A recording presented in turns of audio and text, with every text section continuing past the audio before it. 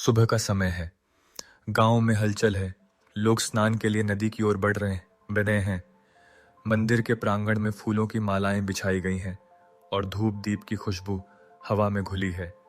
एक वृद्ध पंडित सफेद धोती और चंदन लगाए आंगन में खड़े होकर श्रद्धालुओं का स्वागत कर रहे हैं।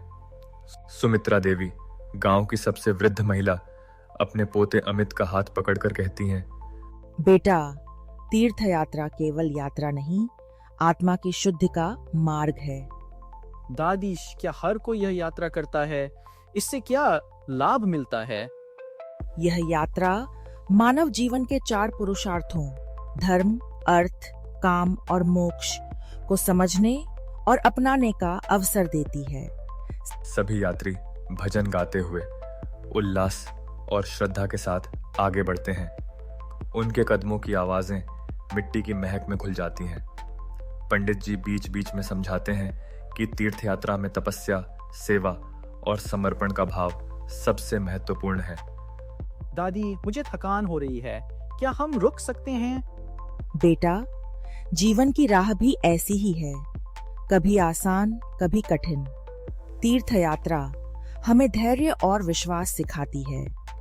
रामू काका, जो सबसे हंसमुख हैं, बाकी यात्रियों को उत्साहित करते हैं। चलो चलो, भगवान के दर्शन पास हैं। थकान खुद दूर हो जाएगी। सभी यात्री मंदिर की सीढ़ियां चढ़ते हैं। उनके चेहरे पर संतोष और उल्लास है। वे मंदिर में पूजा अर्चना करते हैं, दीप जलाते हैं और अपने जीवन की समस्याओं का समाधान मांगते हैं। पंडित जी मंत्रोच्चार करते हैं, जिससे वातावरण और भी पवित्र हो जाता है।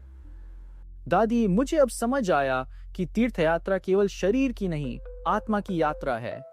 यहाँ आकर मन शुद्ध हो गया। बिल्कुल बेटा, तीर्थ यात्रा जीवन में नया दृष्टिकोण देती है। हमें अपने भीतर झांकने और अच्छे कर्म करने की प्रेरणा मिलती है। यही इसका सबसे बड़ा महत्व है। सभी श्रद्धालु शांत और संतुष्ट मन से घर लौटने के लिए तैयार होते हैं। उनके मन में तीर्थ का अनुभव सदा के लिए बस जाता है। धन्यवाद के निधि रहे।